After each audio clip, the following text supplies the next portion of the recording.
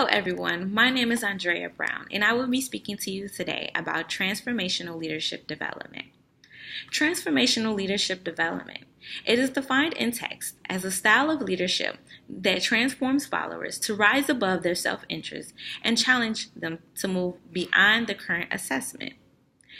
You're able to transform efforts of focusing on others instead of your total self. It is an important skill and competency that you're able to help during the leading process of change. Transformational leadership development. It is important as an OD professional because this particular topic is important because you're able to use this as a great development piece. You have the ability to expand and challenge individuals during the change process. Practitioners have the ability to identify certain traits, experiences, knowledge, and understand their personal influence on their audience and clients.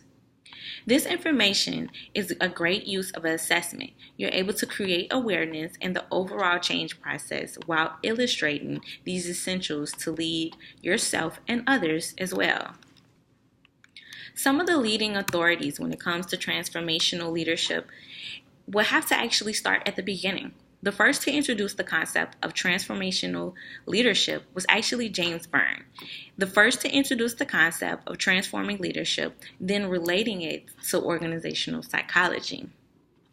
From there, they were able to expand upon this information by Bernard Bass. Bernard Bass was able to use the work in explaining psychology mechanisms that actually exercise and underline transforming and transactional leadership.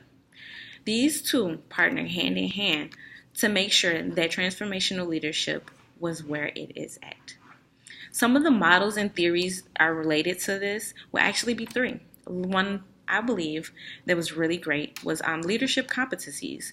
Some of these leadership competencies were able to understand the capabilities of a leader and come to the surface some of the functions before you're able to go into an organization and lead. These competencies are actually required by some of the organizations in helping during the change process. They're very key to self-development and having the ability to underline some of the organization's missions, values, and beliefs. One other was actually the leadership self-assessment.